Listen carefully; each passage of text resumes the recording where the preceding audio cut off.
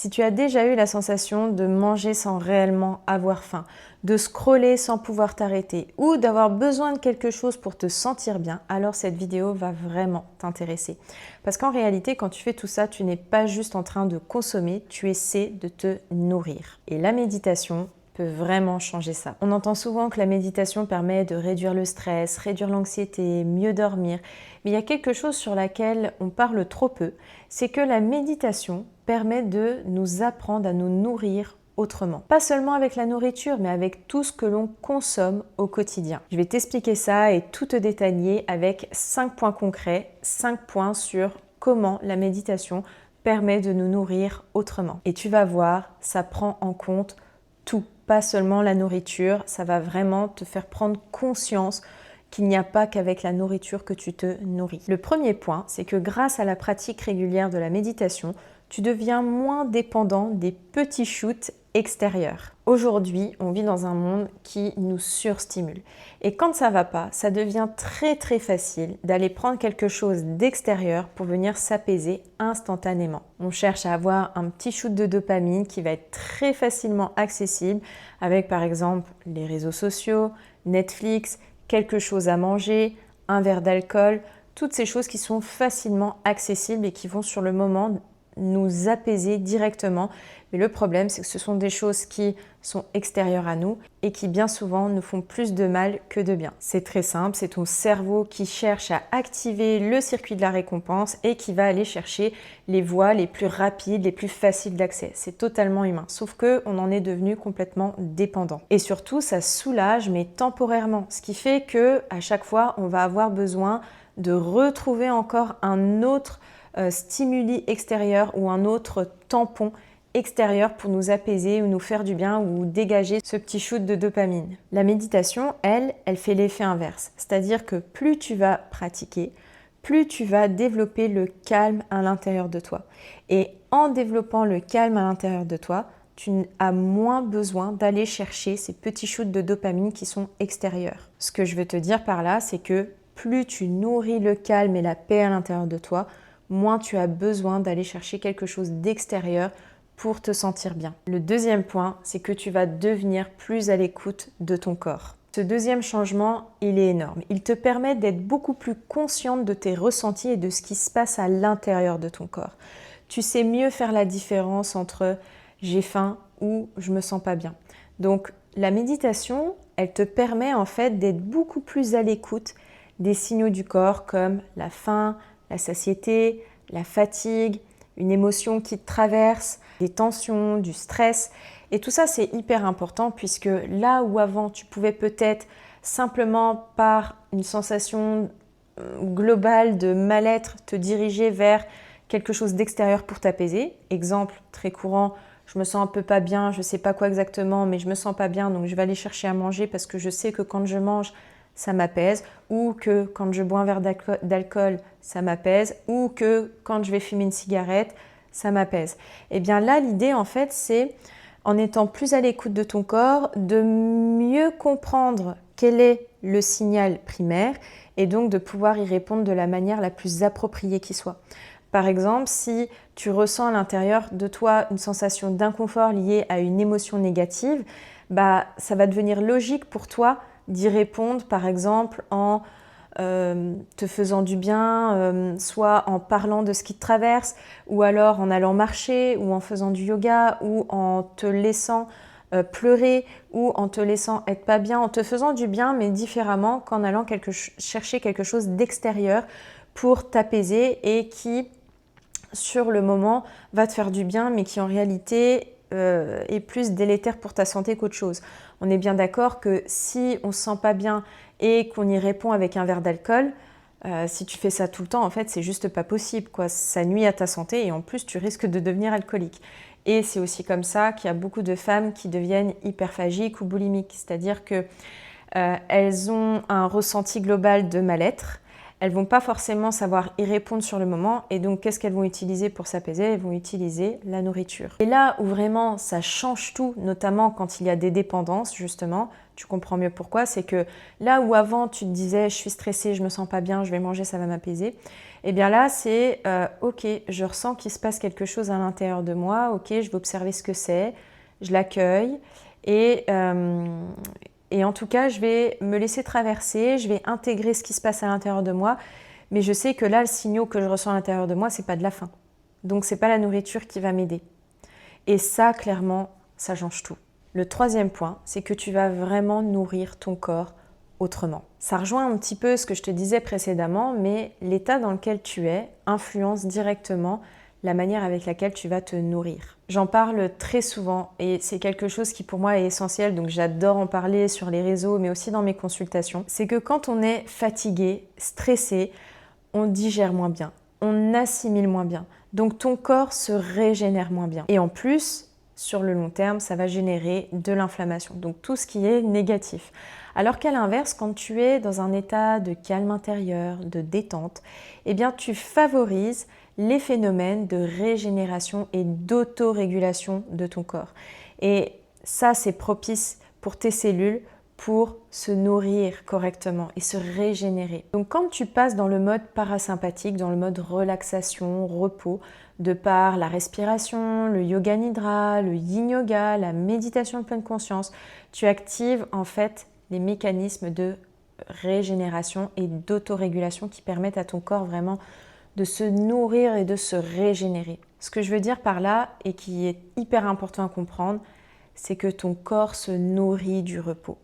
Ton corps se nourrit des états de relaxation. Plus tu es détendu, dans un état de calme intérieur, plus ça va mieux circuler dans ton corps et plus ton corps il va fonctionner de façon optimale. Et ça, c'est essentiel. Quatrième point, la méditation te sort du pilote automatique. Ça rejoint beaucoup le premier point, mais en fait, il y a énormément de choses que l'on fait de manière automatique sans vraiment, encore une fois, se demander qu'est-ce que j'ai vraiment besoin? De quoi mon corps a réellement besoin? Qu'est-ce qui est nécessaire pour moi en ce moment pour que je me sente totalement sereine, apaisée?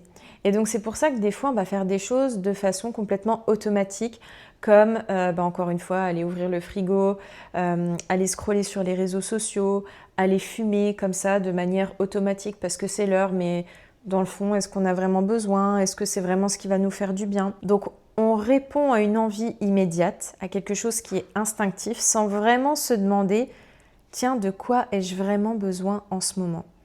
Et c'est ça qui est vraiment fabuleux avec la méditation, c'est que la méditation, elle te crée un espace de pleine conscience dans lequel tu vas pouvoir vraiment à la fois mieux t'observer et du coup mieux adapter tes comportements. J'allais dire contrôler, mais contrôler, c'est pas le bon mot parce que justement, je suis un peu en anti-contrôle dans le sens où l'idée là, c'est plus, tiens, je m'observe et en m'observant, j'apprends à observer mes comportements automatiques et progressivement à les démanteler. Donc en fait, la méditation, c'est comme si elle te créait une sorte de sas par lequel tu passes avant d'agir automatiquement et bêtement, entre guillemets. Donc au lieu d'aller, par exemple, te diriger directement vers le frigo, la méditation, elle va t'apprendre à faire une sorte de pause à l'intérieur et d'observer tes ressentis et de te permettre de te demander, tiens, qu'est-ce qui se passe réellement à l'intérieur de moi et de quoi ai-je vraiment besoin là, ici, maintenant.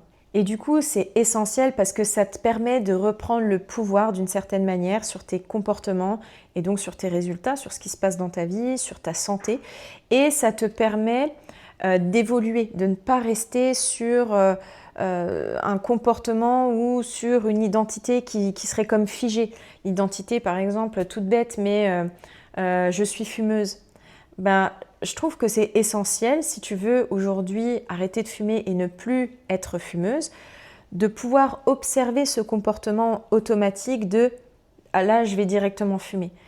Non, offre-toi cette pause avant d'aller fumer. Offre-toi ce petit sas où tu observes à l'intérieur de toi ce qui se passe. Qu'est-ce qui fait que tu as ce comportement, cette impulsion d'aller fumer? Et ça, c'est essentiel pour pouvoir démanteler des comportements automatiques. Le 5e point, la méditation change complètement ta vision de « je me nourris ». Et ça, c'est le point le plus profond et c'est celui sur lequel j'aime le plus parler et débattre.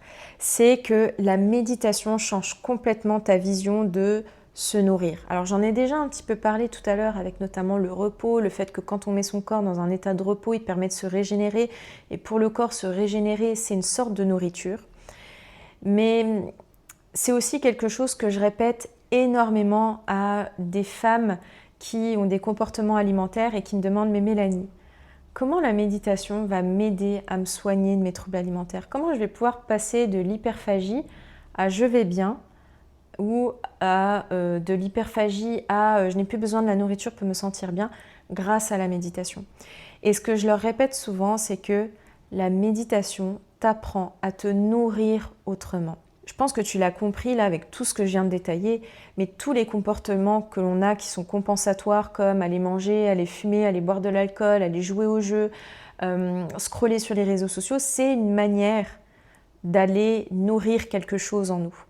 Et ça, c'est hyper important de le comprendre, parce que quand tu comprends ça, tu comprends que tu peux aller nourrir cette part de toi qui t'appelle autrement, avec des choses qui sont plus saines.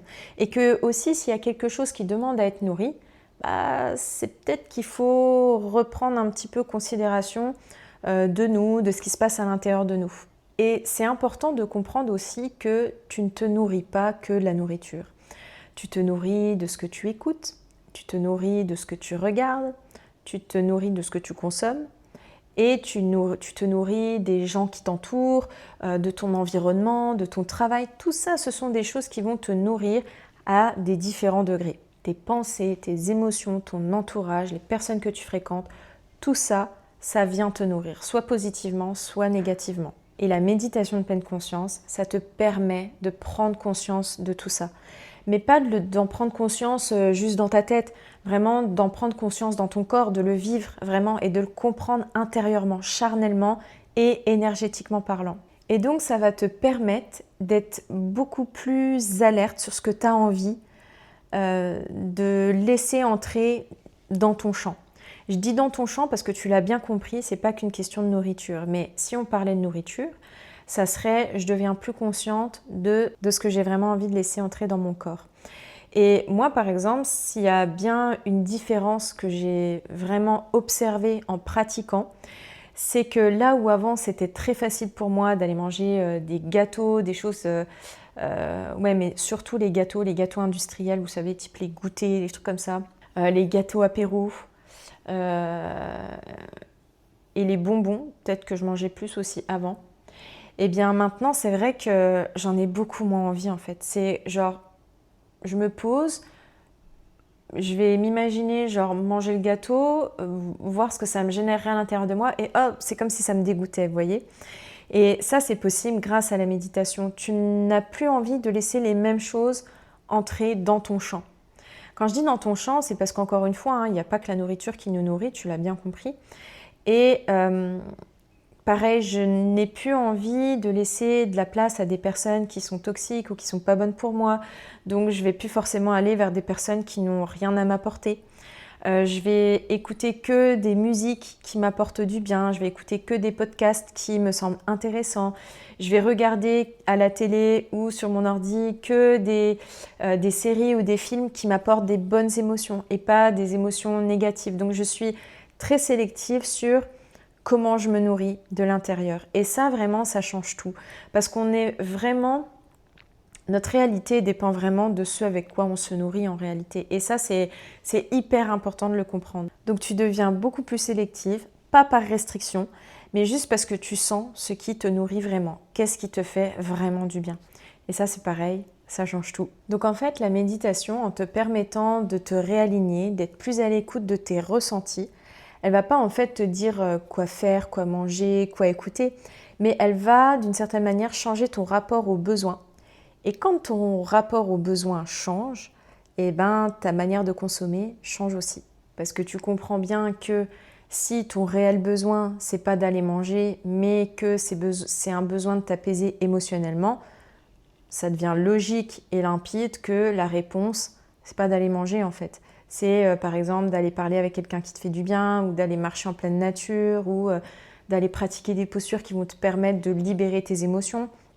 Mais en tout cas, ça t'apprend vraiment à être beaucoup plus à l'écoute de ton corps et donc de répondre aux signaux différemment et d'arrêter d'être dans ce pilote automatique qui finalement te nuit à ta santé et à ton bien-être. Donc vraiment, si là aujourd'hui tu écoutes cette vidéo parce que soit tu as des troubles du comportement alimentaire ou tu es un peu addict à l'alcool ou tu fumes et tu as envie de te défaire de cette addiction, une des premières choses à faire, c'est de t'observer, en fait, de t'arrêter avant d'aller vraiment vers ce comportement-là automatique. Tu t'arrêtes un moment et tu t'observes et tu essayes de revenir à l'intérieur de toi et de te dire « Ok, quel est mon réel besoin là, maintenant, tout de suite? De quoi ai-je vraiment besoin ?»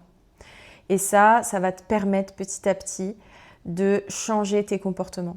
Donc voilà en quoi la méditation nous permet de nous nourrir autrement. J'espère sincèrement que ça t'aura plu, que ça t'aura appris plein de choses. Si c'est le cas, pense à liker, à t'abonner. Et si tu veux te mettre à la méditation, sache que j'ai créé un coffret qui contient 35 méditations guidées qui vont de 4 minutes à 30 minutes et qui te permet de méditer n'importe où, quand tu veux, où tu veux.